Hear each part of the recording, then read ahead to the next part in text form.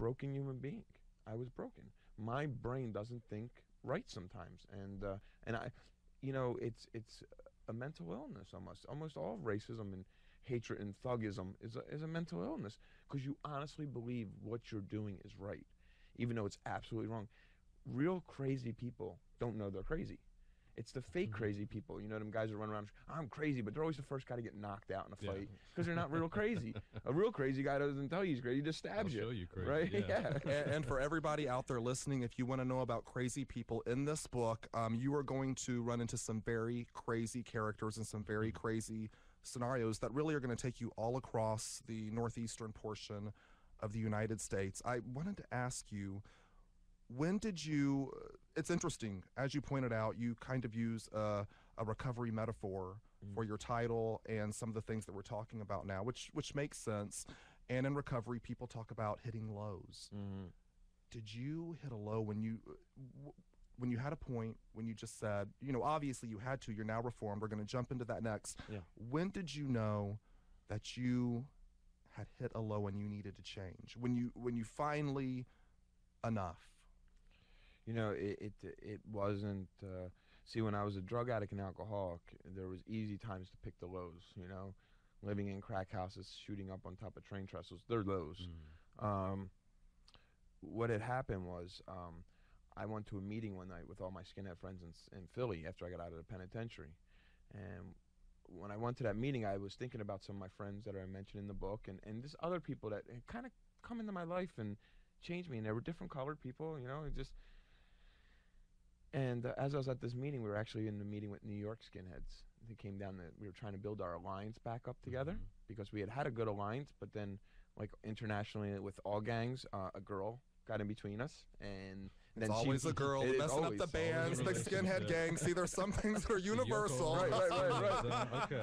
So eventually, I think that girl moved on to another crew, and so we said, hey, let's get back together. And I went to that meeting, and I hadn't seen my daughter in a while, and what had happened was this one skinhead kept talking about Italians ain't white, and I had heard this talk before, and I'm half Irish, half Italian, and something happened where I just seen my boys weren't really my boys that night.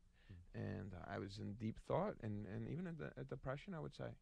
So that night I'd come to this conclusion that on most race issues I'm wrong. And I explain it more in the book, you know, it'd take a while. But one of the things I still held on to was this hatred for Jews. Because I was like, there's got to be something right here. Something I believed for so long and so hard had to be right. So I was like, it's just going to take it as the Jews then. And what happened was, I could put it to this: if you walk into a room and your friends are playing Monopoly and you don't know how to play Monopoly, what's the first thing when they say, hey, come play this game with us? You're going to say, I hate that game. That game is stupid. Or if someone, hey, come watch hockey, but you don't understand hockey. I hate that game. It's stupid. But if you know what icing is, you know it's the greatest game on earth. Well, this hatred for Jews I tried to keep, and then finally a Jewish guy gives me a job in an antique business. And I used to do this thing, and here's where the bottom. I used to do this all the time. When I would break something, knock something over, it was ingrained in my head that I'm stupid. And it probably came from my stepfather, but I won't psychoanalyze it. I just always thought I was real. I might try to act smart, but secretly I knew I was stupid. So I'd always say it when it would just come out. And I wouldn't say I'm stupid like skinny girls that go, I'm fat. So everyone goes, no, you're not fat, you're beautiful, baby. You know, I didn't say it like that. I just said I'm stupid. And Keith one day just said, stop saying you're stupid. And this is the Jewish guy. He said, stop saying you're stupid. You're one of the most street smartest people I've ever met. And he gave me this little life pep talk. And I still have this Nazi belief, this last Nazi belief I'm trying to hold on to. And I look over at this guy, and we're driving through North Jersey that day. So there ain't nothing to look at in North Jersey. You know, we're just driving, trying to get back home. And I'm listening to him, and I keep looking over at him. And I just thought, how grateful am I? How grateful am I to have this human being in my life right now? And as he's talking to me like this, I look down and I have my boots on, my red laces. Just embarrassed, completely embarrassed of what I believed. That's not all. That's not all. Hold on Speaking to of being something. grateful, Frank was talking about being grateful. I am grateful to have a job, but that means I got to That's pay right. the bills. We got to Please pay the do. bills here. We're going to a commercial break to pay those bills. Mm-hmm. And Gotta then when we keep the come lights back, on. we're going to hear more from Frank. Okay? Yeah. So The first half was great, right? So I can't wait I know, to share the rest. Exactly. I can't wait to share the rest. We can't wait to share the rest with you all. So get prepared. That's right. Get ready.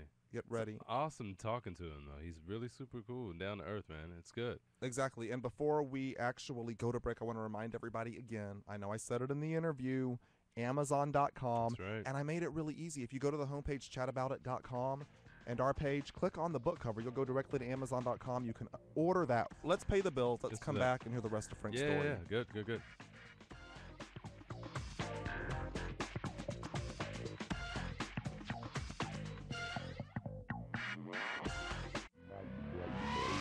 And now back to Unfiltered, the talk radio show giving you real opinions about real issues for real. Call us at 877-CHAT-212 to join the conversation. That's 877-242-8212. This is Little Ern. Hey, Kaine right here.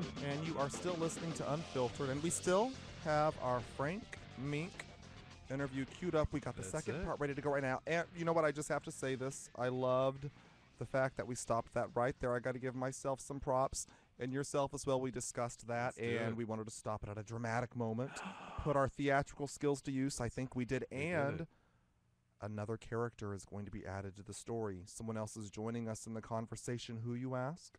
Well, listen, and you will find out. Part 2 of our interview with Frank Meek.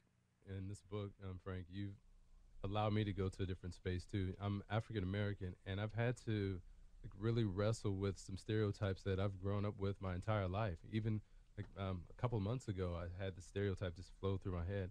And I know that it comes from a space where people are taught, from different influences in their lives. But it's really on me and on us as individuals to own that and figure out exactly what's right for us and what's not. And so I appreciate you sharing your story. It's exactly what the world needs, and able to face that, understand that. Well, I mean, thank you. One of the things I have to have, even with having a book out, is, and I don't know if you run into this or not, I have to have complete humility in life and stay humble, stay grounded. If I don't have humility, I get humiliated. It's them two words are so close to me that it's one way or the other. So if I have humility and understand that, people can say, man, Frank, you've done all these great things, but I always say, you know what though, I truly messed up a lot to get to where I had to go. And people don't have to follow that scenario. I just did because I didn't have that guidance a lot. And what maybe the good thing about me is that I learned from my mistakes. I mean, is that how you started working with the kids and ADL and in the hockey programs and is what I that's when people say you have so much to teach. I say it's because I've been to so many bottoms. I mean, real quick about the drugs and alcohols, I got to admit, I didn't come out of this pure white after I got out of the skinheads. I wasn't allowed to do drugs as a skinhead. So when I got out of the skinheads, I did drugs. Oh, yes, you did. And I did, yeah. and the thing is, people could say, well, you tried to cover your pain, that's why. No, let's not psychoanalyze this. Let's just know this. I did drugs because I like to get high. And that's just the way it was. And when I lived in a crack house because nobody else wanted me, and I didn't even smoke crack, that's how bad I was on heroin and Oxycontin, that the crackheads one day that I'm living with called me downstairs and have an intervention on me while they're smoking crack and said, you're too messed up to live here. You got to get out. Now that's a bottom. That's the bottom. Crackhead kicks you out of the crack house.